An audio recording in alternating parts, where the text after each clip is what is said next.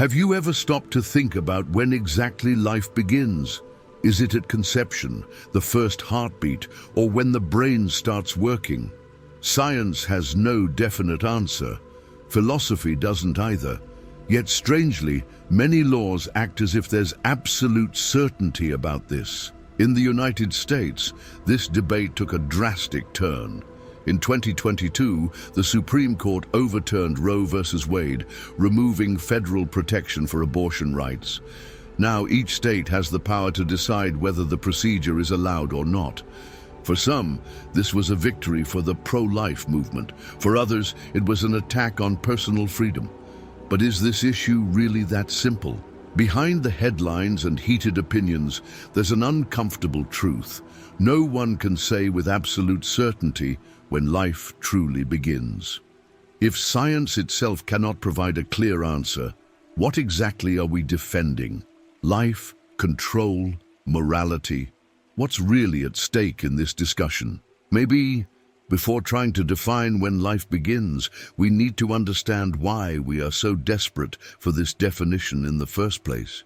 And what if, deep down, we're just trying to avoid an even bigger dilemma? If science had a clear answer on when life begins, maybe this debate would already be settled, but it's not that simple. Ask an embryologist, a neurologist, and an obstetrician, and you might get 3 different answers. Some say life begins at conception, when sperm meets egg. Others claim it starts with the first detectable heartbeat. But if a beating heart defines life, then why is a brain-dead person whose heart is still functioning considered dead? Other scientists argue that life begins when the brain develops enough to generate consciousness. That doesn't happen until around the 24th or 25th week of pregnancy. Before that, a fetus has no perception, no thoughts, and no sense of identity. If we define death by the absence of brain activity, shouldn't we define life by the presence of it? Then there's the question of viability.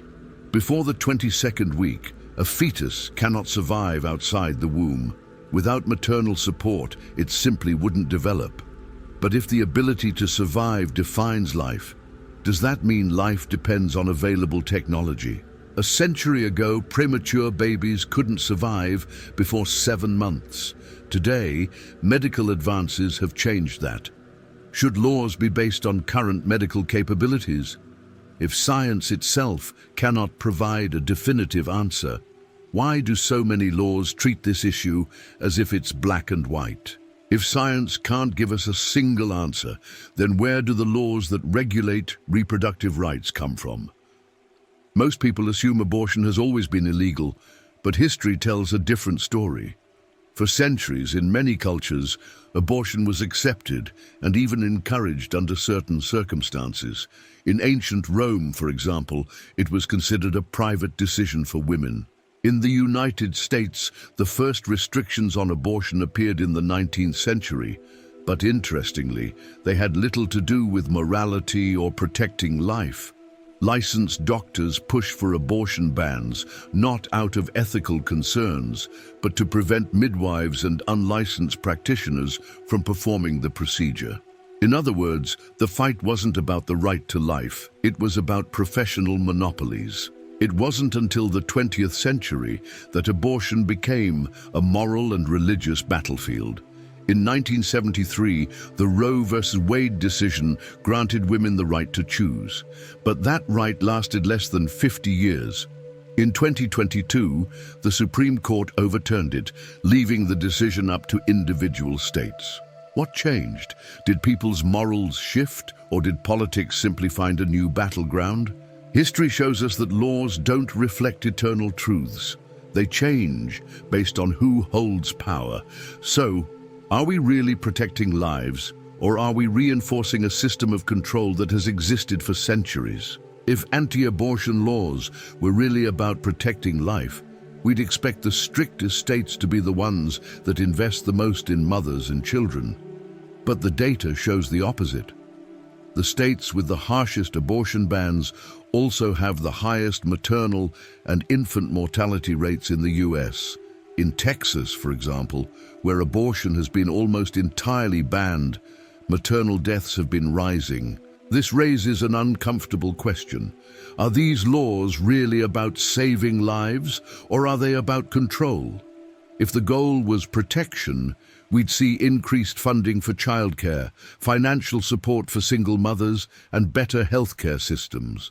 Instead, we have policies that force pregnancies while providing no support once the baby is born. Philosophy teaches us that the rules we create are often social constructs rather than absolute truths.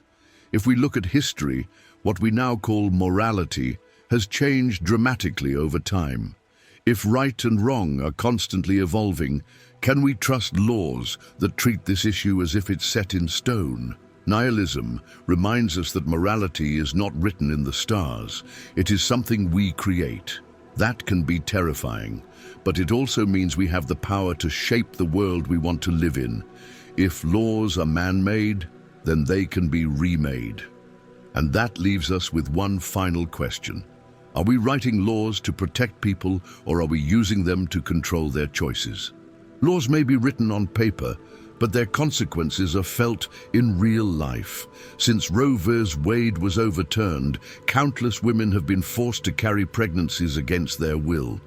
In the most restrictive states, even in cases of medical complications or non-viable fetuses, women face overwhelming legal and medical barriers just to receive care.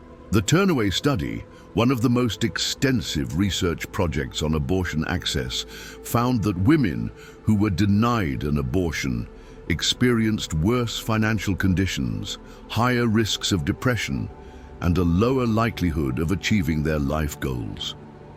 It also revealed that the children of these women faced more economic hardship than those born to mothers who had control over their reproductive choices. Stories like Deborah's, a woman from Florida who was forced to carry a non-viable fetus for months, illustrate the cruel impact of rigid laws.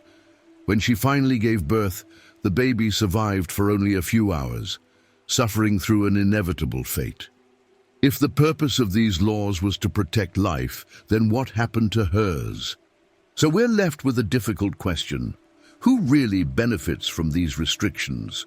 And what if the real consequences of these laws are far from the moral narratives used to justify them? If there's no clear answer to when life begins, and if laws constantly change throughout history, then there's no single, absolute path. That idea can be unsettling, but it can also be freeing. Because if the universe hasn't given us fixed rules, it means we have the power to create them in a way that's fair and just. Nihilism reminds us that meaning isn't something imposed by the cosmos, but that doesn't mean everything is meaningless. It means we have the ability to build our own sense of purpose. If laws are human constructs, we can reshape them to prioritize autonomy, dignity, and real support for those affected by them. And history shows us that change is possible. Since the fall of Roe v. Wade, several states have moved to enshrine abortion rights in their constitutions.